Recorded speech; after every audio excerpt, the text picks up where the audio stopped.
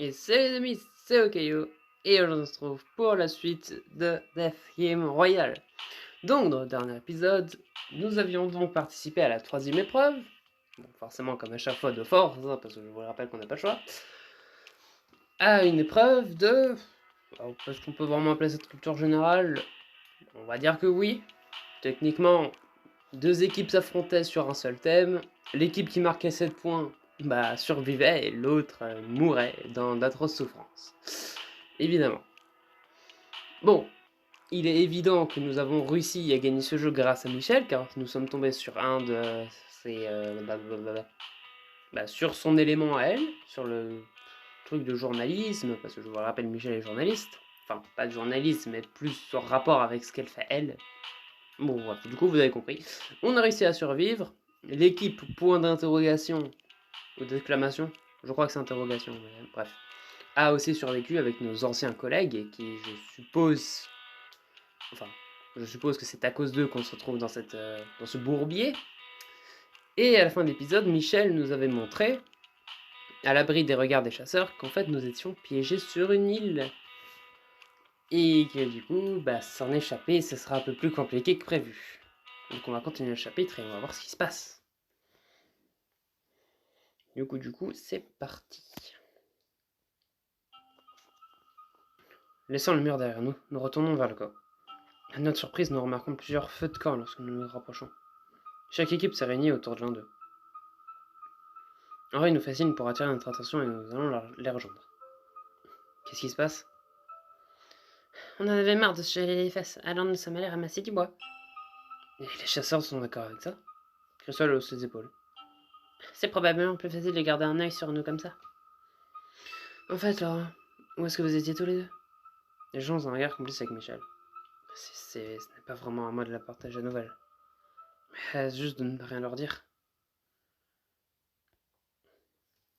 Michel a raison de prendre un peu l'air. Henri ne semble pas convaincu un instant. Je peux sentir les mensonges.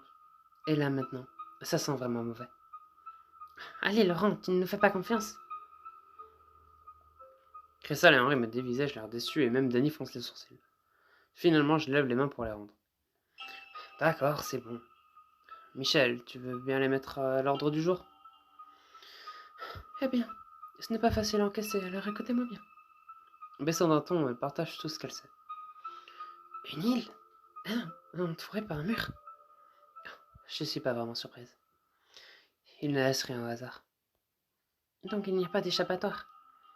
Le groupe reste silencieux alors que nous faisons face à la vérité. Cristal. Oui, Danny. Une seconde plus tard, tout le monde percute. Je dois rêver. Tu parles?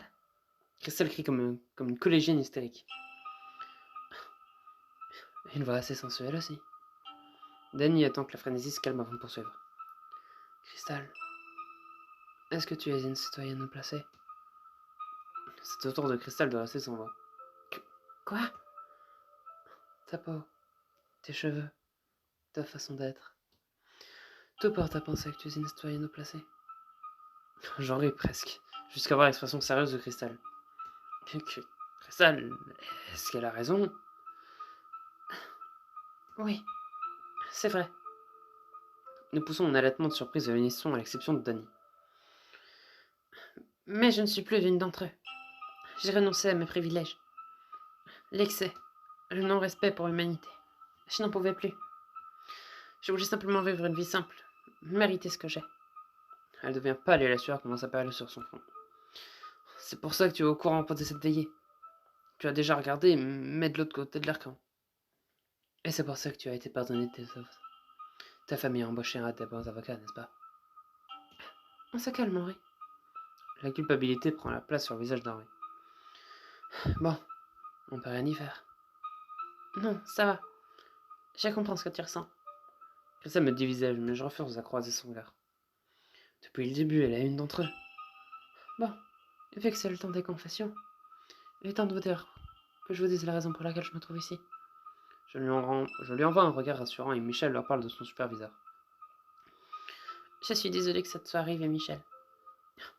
Oui, je peux dire que si cette ordure était là, ici, maintenant,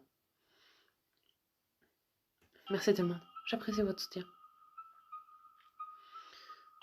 Et toi, Henri, comment tu t'es retrouvé ici? On la dévisage tous lorsque Danny lui pose la question. Et Henri souffle en signe de défaite. Ah, d'accord. J'imagine qu'il est temps. Elle jette un regard nerveux aux alentours. Ce que je m'apprête à vous dire est extrêmement important. Je ne peux pas prendre le risque d'être entendu par des chasseurs. Elle prend une brindille et trace des caractères dans le sable. Je suis une chef rebelle. Quoi? Henri? Ce n'est pas tout. Effaçant son premier message, elle écrit de nouveau. C'était notre objectif, mais je me suis fait attraper et envoyer ici. Encore une fois, de nouvelles lettres s'inscrivent au sol. Il faut tenir le coup. Je n'y crois pas.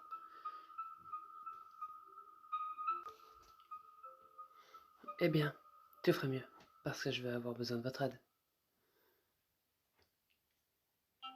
Cressel et Michel l'opinent du bonnet, pendant que Danny lève le pouce au ciel.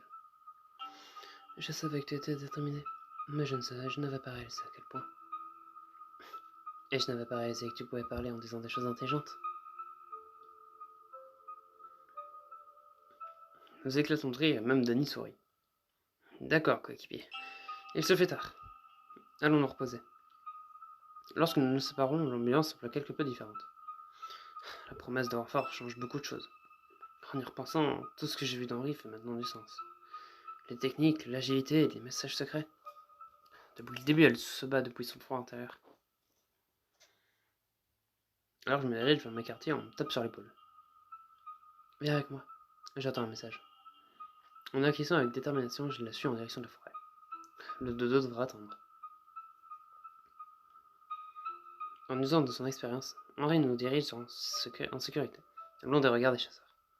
Nous nous arrêtons dans une petite clairière et Henri observe le ciel. Allez, à toi. Où es-tu? Rapidement, nous entendons des battements d'ailes. Ah, la voilà. Le pigeon fait des cercles autour de nous, prêt à atterrir lorsque... Un tir retentit et l'oiseau tombe au sol. Henri laisse échapper un cri primitif avant de se précipiter vers le tireur. Que faites-vous ici? Arrêtez le jeu! Henri plonge son couteau dans le cou du chasseur, le laissant se vider de son sang. Puis elle revient s'agenouiller aux côtés de l'oiseau au sol, le prenant entre ses mains. Attends, je suis désolé. Tu étais mon guide.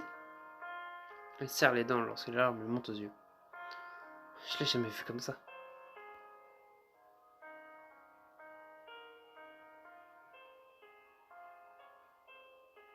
Henri. Je me rapproche et pose une main sur son épaule. Ils disent que l'amour d'un amical est inconditionnel. Mais quand même. Il ne faut aucun doute qu'Ato avait beaucoup d'affection pour toi. Henri acquiesce comme si elle tentait de se convaincre elle-même. Il est mort en héros, se battant pour notre liberté. Je jure que je vengerai sa mort. Elle ôte le message du cylindre. Puis elle se redresse en essuyant ses larmes. Désolé de t'avoir fait attendre. Allons-y. Seulement si tu te sens prête. Elle regarde en direction de l'oiseau, et ses lèvres se déforment à nouveau. Il n'est plus là. Je ne peux rien y faire. En plus, nous risquons d'être les prochains sur la liste. Ces mots la frappent autant que moi. Même dans temps pareil, elle garde la tête haute. Mais à quoi sert la liberté si ce n'est pas pour l'humanité?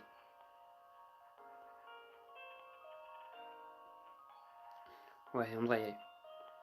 Ils vont se rendre compte de notre absence. Henri fait ses derniers adieux à Atto en silence. D'abord, nous devons courir un pas. En se retournant vers l'autre dommage collatéral, Henri pousse le chasseur sans vie de son pied. Le corps roule le long de la pente jusqu'à s'arrêter dans des buissons. Il le trouvera tôt ou tard. Mais d'ici là, nous serons partis depuis longtemps. À ma grande surprise, elle me tend la main et la serre fermement. Puis elle nous dirige rapidement vers le camp. Au moment où nous arrivons, Henri me tire derrière un conteneur. Elle a l'air concernée lorsqu'elle lit le message. Laurent, écoute ça. Le message comporte une liste de tous les survivants de cette veille. Ah, quelque chose qui pourrait nous aider? Ouais, mais pas dans le sens que tu penses. Tu vois ce nom ici? Lorsque le dos se met sur le nom, mon estomac tombe dans tes talons. Danny Ortiz? Comme notre Danny? Si c'est vrai, pourquoi t'es dans le jeu? Il n'y a qu'une seule explication. C'est un assassin. L'entendre de vive voix rend les choses bien pires. Pour te dire la vérité, j'avais des doutes. Dans ce cas, pourquoi nous as-tu révélé la vérité? Nous as-tu révélé que tu es une chef rebelle? Tu n'as pas peur qu'elle répète tout au chasseur? J'avais conscience que je prenais un risque, mais quelque chose était bizarre. Denis a eu besoin de chance de saboter nos efforts. Ça ne fait pas vraiment de sens. Même mon instinct me dit qu'on peut lui faire confiance. Et toi, qu'est-ce que tu en penses? C'est une bonne question. Tu as raison, depuis le début, elle n'a fait que nous aider. Je pense que les actes en disent plus que les mots. Donc oui, j'ai confiance en Dani. Henri me sourit d'un air rassuré. Contente que nous soyons sur la même page. Espérons qu'elle ne nous prouve pas le contraire. Henri lit le message une nouvelle fois, plus de place dans sa poche. On dirait bien qu'il y en a 5 dans l'équipe d'un point d'interrogation aussi. Tu penses que nous devrions les prévenir? C'est une question un peu plus compliquée. Avant de pouvoir continuer, nous entendons quelqu'un approcher. Qu'est-ce que vous faites ici? Ah ouais. T'es encore debout? On devrait se reposer pour demain. Ah, oh, ouais, c'est une bonne idée. Elle me dévisage longuement alors que je tente de garder mon sang-froid. Elle est vraiment difficile à lire. Bon, bonne nuit. Avec un signe de la main, Dany s'éloigne. Henri l'observe, s'assurant qu'elle soit partie. Je ne sais pas pour toi, mais c'est assez de révélations pour une journée. À qui le dis-tu? J'ai vraiment du mal à le digérer. Mais elle a raison. Nous devrions aller nous coucher. Bonne nuit, Henri. Henri me salue d'un geste mou puis s'en va. Lorsque j'entre dans mon quartier, quelqu'un est assis sur ma couchette. Cristal, tout va bien? Je t'avais quitté le camp avec Henri, alors j'ai décidé de t'attendre ici. J'espère que ça ne te dérange pas. Sa posture rigide indique que ce n'est pas un moment de plaisir pour elle. Et les larmes sur ses joues me donnent un indice indéniable. Je suis désolée, Laurent. J'aurais dû te dire la vérité dès le départ. Les amis sont censés se dire la vérité. Donc je comprends si tu ne veux plus avoir affaire avec moi. Mais j'avais peur. Peur d'être jugée. Lorsqu'elle se redresse, ses genoux tremblent. S'il te plaît, dis quelque chose, t'es fâché? Je peux encaisser la vérité. Son débit verbal ne m'a pas donné l'opportunité d'en placer une. Et là, elle attend inquiète et silencieuse. On dirait que le temps de vider son sac est arrivé.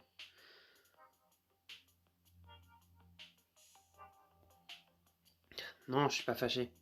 Cristal soupire de soulagement. Vraiment? Même pas un peu? Non, je comprends que tu as préféré le garder pour toi. Si j'ai bien appris quelque chose ce soir, c'est que nous avons tous nos petits secrets. Mais quand même, je suis content que tu nous aies dit la vérité. J'ai pu découvrir la vraie toi. Le soulagement dans son visage me met le cœur gros.